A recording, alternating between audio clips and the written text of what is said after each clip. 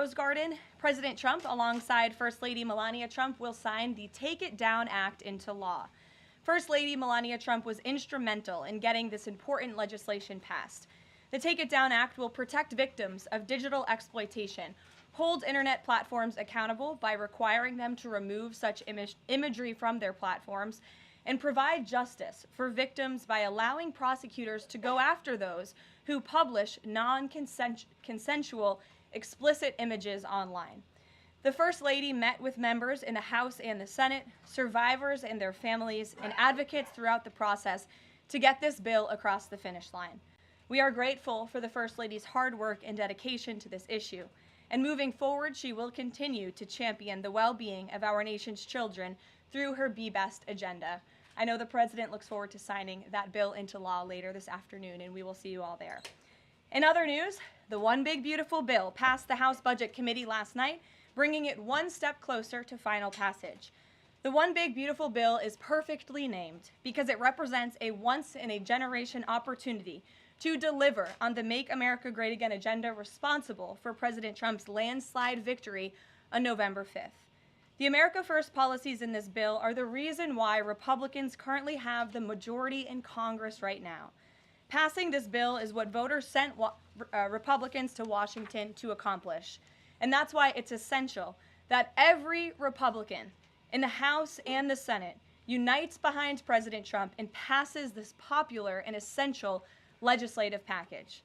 This bill will be the single most pro-small business, pro-family, and pro-American worker legislation ever. This bill will give Americans the largest tax cuts in our nation's history.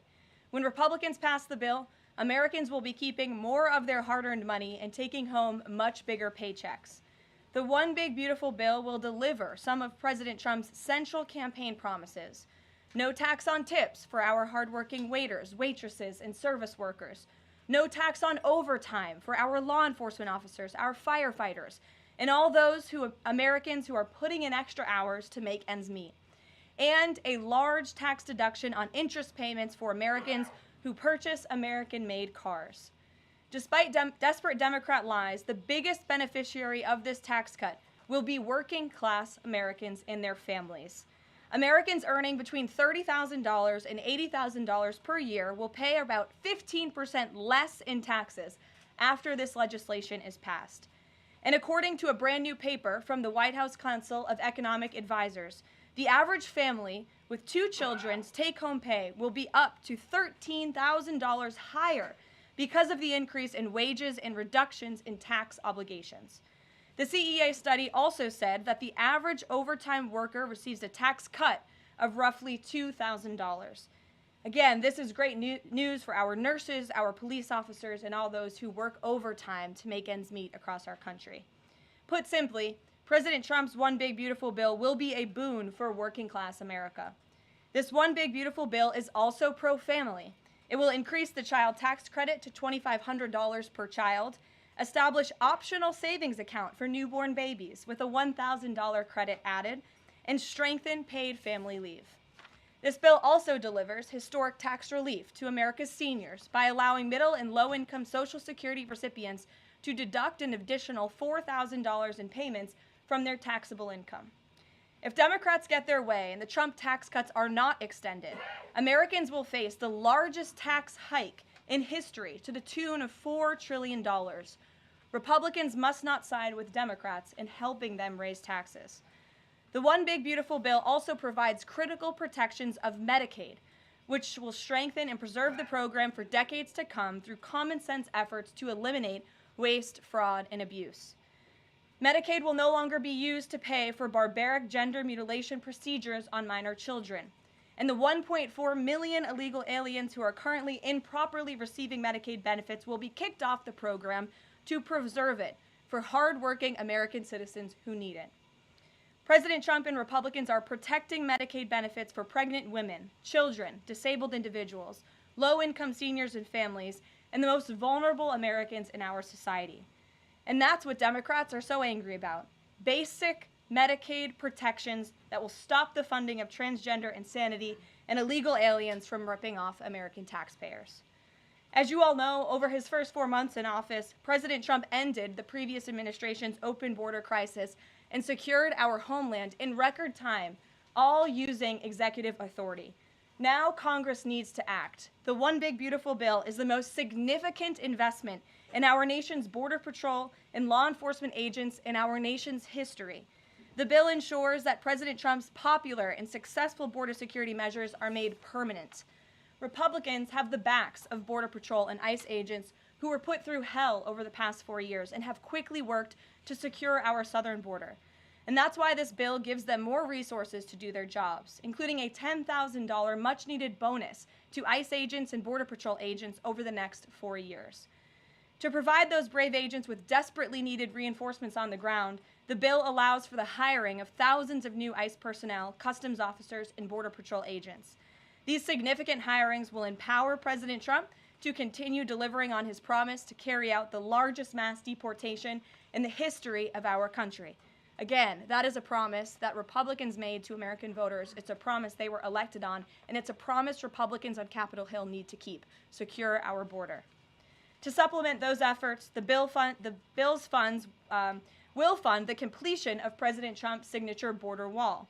As a result, 701 miles of primary wall, 900 miles of river barriers, 629 miles of secondary barriers, and 141 miles of vehicle and pedestrian barriers will be constructed when this bill passes, along with cutting-edge technology to secure our homeland from dangerous illegal alien invaders. This bill also advances our national security and defense interests by ensuring the United States military has the necessary resources to remain the strongest and most lethal fighting force in the world. The bill will provide resources for the construction of President Trump's Golden Dome to safeguard Americans from potential attacks, give the Coast Guard resources to build more modernized ships, and the Air Force resources to acquire better planes. If all of those incredible things were not enough, the Big Beautiful Bill also finally modernizes air traffic control in America, a bipartisan issue. The bill will allow President Trump to deliver on his promise to overhaul and update our air traffic control systems to keep Americans flying as safe and efficiently as possible. The previous administration failed to act and do this themselves, despite repeated warnings from the GAO, which has resulted in unacceptable delays at major airports like Newark that the Trump administration is working hard to address. When the One Big Beautiful Bill passes, we will replace the current antiquated system, the FAA will enhance safety in our skies, reduce delays, and power the future of air travel in the United States. That's just some of what this historic legislation will accomplish. It is absolutely essential that Republicans unite behind the One Big Beautiful Bill and deliver on President Trump's agenda. There is no time to waste. Americans gave Republicans a once-in-a-generation opportunity to course-correct our country over many wrongs over the past 4 years. And Americans are counting on Republicans to work as hard as President Trump is in this White House every day on Capitol Hill. Send this legislation to his desk as soon as possible for his signature. Here in our new media seat today, we have Liam Cosgrove, the White House correspondent for Zero Hedge. With that, Liam, please kick us off. Thank you, Caroline. So my first question is on foreign policy. Sure. The president has made several moves towards peace in multiple fronts: India, Pakistan with the Houthis, talking with Iran and talking with Putin. Biden didn't even talk to Putin for the entire span of the war, which is crazy considering two nuclear powers were engaged in a proxy war. So I do admire these moves by the current president, I'll be honest. However, as of today, we are still funding both Israel's and Ukraine's wars. So can Americans expect to finally be done financing foreign wars at some point? Do you consider that one of the president's goals? Mm-hmm. Well, I think I can summarize the president's foreign policy agenda with 2 words: America first. And that means putting the American people and the American taxpayer first. And that's why the president is moving as quickly as he possibly can and working overtime to end these conflicts in both Israel and in Gaza, and also the Russia-Ukraine war. As you all know, the president will be speaking with Putin at 10 o'clock. He plans to call President Zelensky when that call concludes. I spoke to the president about that call at 10 o'clock. I don't want to get ahead of those very important conversations, but of course you will hear directly from the president or me after those calls conclude today, so you can expect that.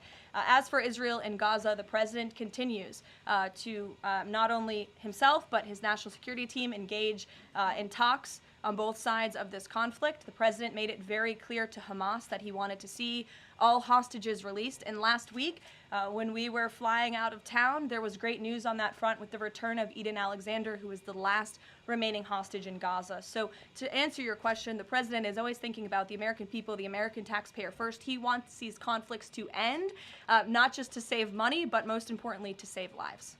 Thank you. And my only other question for you is, so over the weekend, President Trump posted Truth Social a video highlighting what most people call the Clinton body count, which is the strange number of suicides that seem to happen in Clinton circles. I have a headline here from the Washington Post that said, Trump peddles false conspiracy theories tying the Clintons to several deaths.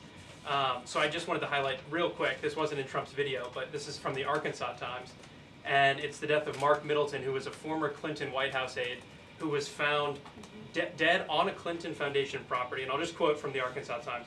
Middleton apparently shot himself in the chest with a shotgun and also hung himself from a tree with an extension cord. So I have no idea how somebody commits suicide that way, but if the Washington Post is here, maybe you can enlighten us as to how that was actually a suicide.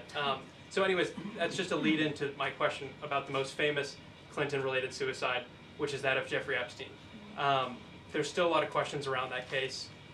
You've released phase 1 of the Epstein files. What was missing from that is any connection to his ties to intelligence agencies, and that's really the whole story, that not just trafficking young girls, but doing it on behalf of intelligence agencies, and even potentially as part of a blackmail ring with potential ties to the Israeli government. So for phase 2, when can we expect it? Will it have information pertaining to those aspects of the Epstein case? I know the Attorney General has committed to releasing those files. I would defer you to the Department of Justice on her timeline, but when she has made a promise in the past, she has kept it, and I'm certain that she will in this case as well. Rachel. Thanks so much, Karoline. Sure. The president set a 2-week deadline for Ukraine and Russia to negotiate a deal. That time is now up. Does the president intend to set a new deadline on this call with President Putin? And how much longer is he willing to give these talks? Yeah, I don't want to get ahead of the specifics of the conversation the president will be having with President Putin in less than an hour this morning. But he has made clear throughout the entirety of this conflict, since he inherited it from Joe Biden. Don't forget, this is a war that began because of the previous administration's incompetence and weakness, and President Trump is working very hard to fix it. He has made it clear to both sides that he wants to see a peaceful resolution and a ceasefire as soon as possible. But as for specifics on a timeline, I won't get ahead of the president. And just on the goals for this call in particular, is the goal to get Putin to agree to a ceasefire? Is the goal to lead to some sort of in-person negotiations with Putin and the president? Well, I think, again, we'll see how the call goes, and the president has made it clear his goal is to see a ceasefire and to see this conflict come to an end. And he's grown weary and frustrated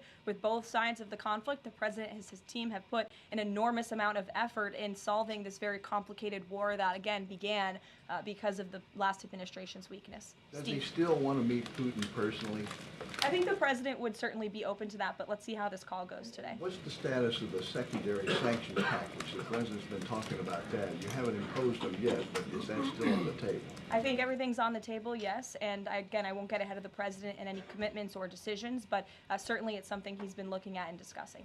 Elena. Hi, Ken. I want to ask you about the House budget bill. So does the president agree with Republicans behind this bill that Medicaid work requirements should be implemented as soon as 2026? So the president wants to preserve and protect Medicaid for Americans who this program was intended for, the most vulnerable in our society: pregnant women, low-income families, seniors, those who truly need these benefits. And it should be going to people who physically cannot work. We want to see able-bodied Americans at least working 20 hours per week, whether that's part-time or full-time, whether that's even looking for work or volunteering for 20 hours a week if they are receiving Medicaid. These are common sense provisions. These are common sense changes that were actually introduced by former Democrat President Clinton. They've been supported by every Democrat president since, including the previous president, Joe Biden. But again, these are common sense reforms to ensure that those that this program was intended for receive those benefits. And then just a quick follow-up. Is the president okay with this bill adding to the deficit? This bill does not add to the deficit. In fact, according to the Council of Economic Advisors, this bill will save $1.6 trillion. And the president absolutely understands and hears the concerns of fiscal conservatives and of Americans who want to get our fiscal house in order. That's what the intention of this bill is. There's $1.6 trillion worth of savings in this bill. That's the largest savings for any legislation that has ever passed Capitol Hill in our nation's history. The next bill that even comes close was $800 billion. That's less than half of the savings that we see in the One Big Beautiful Bill. And so the goal of this bill is to produce economic growth, to cut taxes, and to get our fiscal house in order. And this is the right step in the right direction towards doing that. Thanks. Edward. Yes, thanks. And then I'll go to you. Thanks, You're guys. welcome. I want to get the president's reaction to Moody's downgrading the credit rating of the United States. Sure. Well, look, the president talked about this over the weekend. The Secretary of Treasury also talked about it. When you look at the world has confidence in the United States of America and our economy once again. The president just last week secured trillions of dollars in investments from countries in the Middle East. We have seen trillions of dollars of investments flowing into our economy since the president took office. That is because America or people around the world have confidence in the United States of America. And if you also just look at the raw economic data that we're seeing, last week when we were out of town, inflation dropped once again.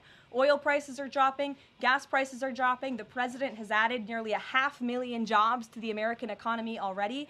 So there's a lot of optimism in this economy, and the president disagrees with that assessment. And I want to ask you one more thing, if I could. On your Middle East trip, the United Arab Emirates is getting some of the most advanced AI chips, and there's agreements there. The UAE is the newest member of BRICS. Is there a concern from the president that those chips and the technology will pass through to China, India, Russia, and Iran?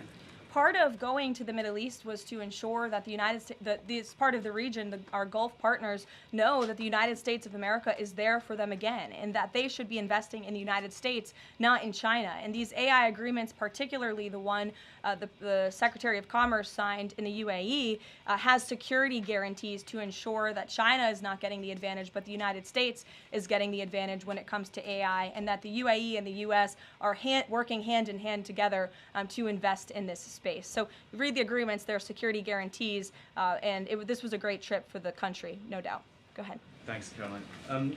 Prime Minister Netanyahu of Israel has said today that Israel will take control of all of Gaza. Is that a goal that President Trump is comfortable with or that he supports? I'll have to talk to the president about those comments as they just came, I believe, from the prime minister this morning, and I'll let him speak on that. The president has made it very clear he wants to see this conflict in the region end. He wants all hostages to be released. He was pleased that Eden Alexander was returned home safely to his loving family. The president spoke with Eden directly while we were traveling to the Middle East last week. As for the prime minister's comments, I'll let the president himself respond to those. Sure. Two questions. One, how involved does the president intend to be directly in talking to House members about the bill over the next couple of weeks or the next week? Sure. Well, over the weekend, the president was in direct conversation and communication with the Speaker of the House. He's been very involved. He always is. He's willing to pick up the phone when he is asked to. So he'll continue to be very engaged in this process with both House members and his friends on the Senate side as well. And on former President Biden's cancer diagnosis, the president put out a very nice message on Truth Social. Has he talked to President Biden directly? Does he intend to call? What does he intend to say directly? Not to my knowledge. I don't believe they have spoken, but I'm sure the president would be open to doing that. I spoke to him last night about the former president's cancer diagnosis, and the statement that he put out was the initial reaction he had with me on the phone as well. Peter. Follow up on former President Biden. White House doctors may have missed the early stages of his prostate cancer. So is President Trump worried about the quality of care that presidents get here? Not as far as President Trump is concerned. The White House physician we have here is phenomenal, and the team of physicians that take care of the president, particularly at Walter Reed Medical Center, are great. The president had his physical recently, as you know. He had perfect results. He's in very good shape. I think those of you who traveled to the Middle East with us last week can attest to the president's endurance. And by the way, I will add, we returned home from a very long and tiring trip last week. And on Saturday, where was the president? In the Oval Office working all day. He doesn't stop. He doesn't quit. He's in great health, and he trusts his physicians. Two more things. Putin ghosted everybody at these peace talks last week. As President Trump phones him today to try to figure out an end to the Ukraine war, does he think that Putin is the good guy or the bad guy? I'll let the president speak on that conversation later. He's made his feelings about both sides of this war quite clear throughout it. He wants to see it end. And Annie, the go last ahead. one, what does President Trump mean when he says that Taylor Swift is no longer hot? Look, he is speaking about Taylor Swift's political views and how perhaps it has impacted the support of the American public for her work, and I will leave it at that. Annie, go ahead. Thanks so much, Caroline. I'm just going back one more time to the White House Medical Office because there seems to be some question about this with regard to President Biden's screening. Can you say whether or not President Trump is screened for prostate cancer as part of his physical? To the best of my understanding, he is, but we can certainly check in with the White House physician and go back and look at that physical report. And then just one other question.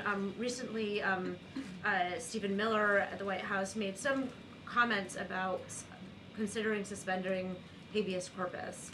And I'm curious if there's any update on how the White House is exploring that option to enact the president's agenda. I don't have any update at this time, but I can check in with our Deputy Chief of Staff. Mary Margaret, go ahead. Thanks, Caroline. Given the ongoing revelations about the former president's mental acuity and how staff and media covered that up, especially with the release of this book, 2 days, I think, is there any interest in further scrutiny of Kevin O'Connor, the former president's physician? I'll let the president speak on that. I spoke to the president again about the former president's health diagnosis last night, and he wanted to extend his warmest wishes to the former president and his family. But as for any further action, I'll let the president speak on that first. Michelle. Vice President Vance's meeting with Zelensky. Can you share any more information on that? My understanding was it was a good meeting, a productive meeting, and we're grateful that the Vice President did it and that he also went to the Pope's first Mass in Rome. I also have an update on that. The Vice President passed along a letter to the Pope from the President and from the First Lady extending their warm wishes and inviting them to the White House as soon as they possibly can come. Michelle. On Iran, Steve Witkoff said yesterday that continued enrichment is a red line for the U.S. The Iranian foreign minister says that's going to continue no matter what. How committed is the U.S. to that red line, and what's the next step for the next round of talks? We are 100% committed to that red line. The President, Special Envoy Witkoff, Secretary Rubio have made that incredibly clear, not just to the American public, but also in those discussions that Special Envoy Witkoff has had directly with the Iranians. And the next round of talks? I don't have an update for you, but we can get one. To the back row. Go ahead. Thank you, Caroline. South Africa's president says he's going to come to the White House to meet with President Trump on Wednesday. What are the president's expectations for that trip? And South Africa's president recently said he believes the folks that have been resettled here recently are cowards running away from problems in South Africa. Does the White House have a response to that? So I did see the South African president put out that statement. I want to confirm on our end with our Secretary of State and National Security Advisor, and we'll get back to you on that. Monica. Thanks, Caroline. You mentioned the President and the First Lady are signing the historic Take It Down Act this afternoon. I'm curious to know, what are some of the repercussions or consequences for these online platforms or perpetrators that won't comply with the act? Well, what this bill does, it takes the initial step to ensure that prosecutors are able to take down, that's why it's called the Take It Down Act, platforms that are allowing this sexually explicit content on their platform. So it gives them more leeway to go after them as they see fit. But as for specific repercussions, I would defer you to the Department of Justice of how they plan to implement this bill once it is signed later today. Brian. Yes, thank you. You said in your opening statement you talked about this MAGA baby savings account. Exactly how would that work? Who would be eligible for it? I'm assuming women would be eligible for that.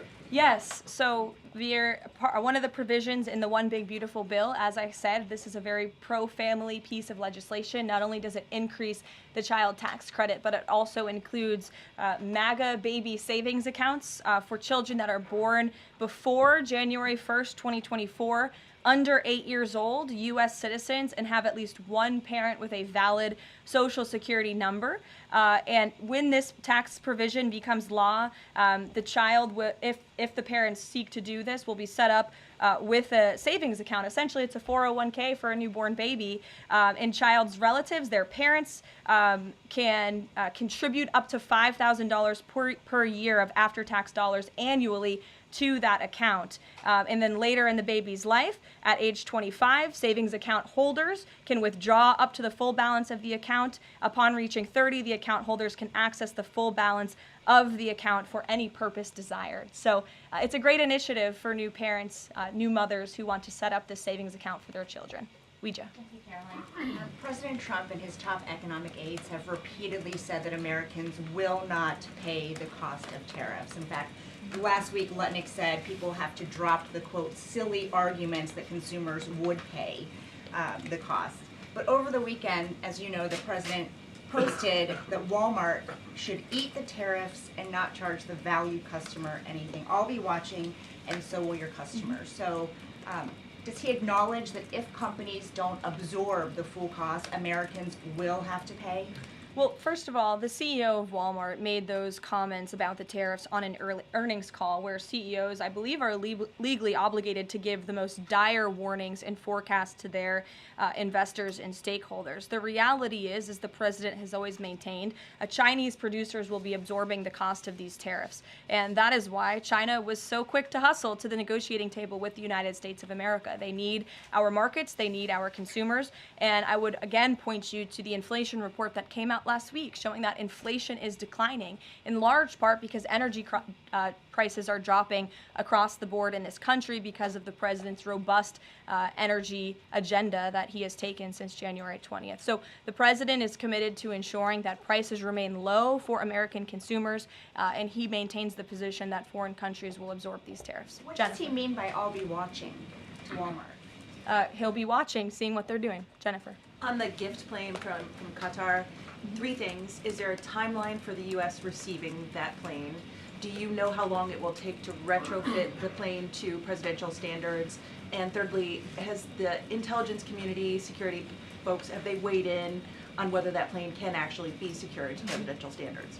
I'm glad you brought up this question because I was watching the American press spew a lot of misinformation about the plane donation last week when we were abroad. Let's be very clear. The government of Qatar, the Qatari family, has offered to donate this plane to the United States Air Force, where that donation will be accepted according to all legal and ethical obligations. It will be retrofitted to the highest of standards by the Department of Defense and the United States Air Force. This plane is not a personal donation or a gift to the President of the United States. And everyone who wrote that last week should go and correct their stories because this is a donation to our country and to the United States Air Force. As for a timeline, because it is the United States Air Force that is accepting the plane, I would defer you to them for specifics because the President, frankly, has nothing to do with it. It's the Air Force's project to take on.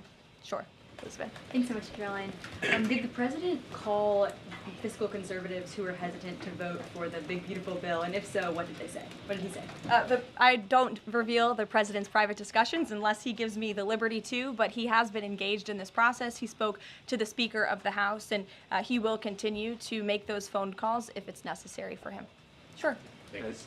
Thank you, Caroline. I'll go to both of you. Go ahead. Thank you. Any updates on Greenland? Will the president be making any trips, and do we have any details you can share with us? I don't have any future foreign trips to read out for you. We just returned home from one. But the president maintains the reasoning for Greenland's strategic purposes in the Arctic, and he continues to remain committed to the idea of obtaining Greenland in whatever means we can to advance our national security interests in the region. Sure. Thank you, Caroline. I have a question. Was Lebanon part of the discussions during the Middle East tour, and did you meet with any Lebanese representatives? To my knowledge, the president did not meet with any representatives from Lebanon, although he did talk about the election that they recently had there and how he hopes that Lebanon can come to a more peaceful place in their country and that we drive out Iranian-backed Hezbollah proxies in Lebanon to ensure peace and prosperity in that country and also for the greater Middle Eastern region. And I would just add to that before I wrap up, because the president's call will begin in a few minutes.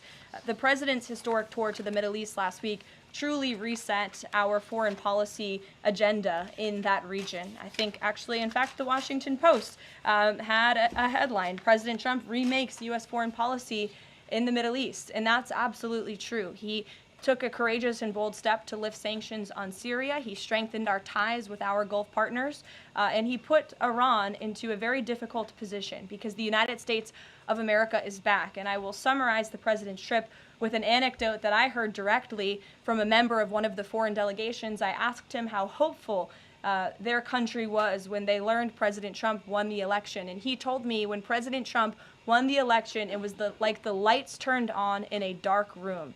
For the past 4 years to the rest of the world, America was dark. We were unresponsive. We did not pick up the phone. We did not return calls. All of that has changed under the leadership of this president, and I think the world saw that last week with this historic and wildly successful trip, and the work continues. The president will be speaking to President Putin at 10 a.m., and we'll have a readout for you after that call, and we'll see you in the Rose Garden at 3 o'clock. Thanks, guys. Thanks, Caroline.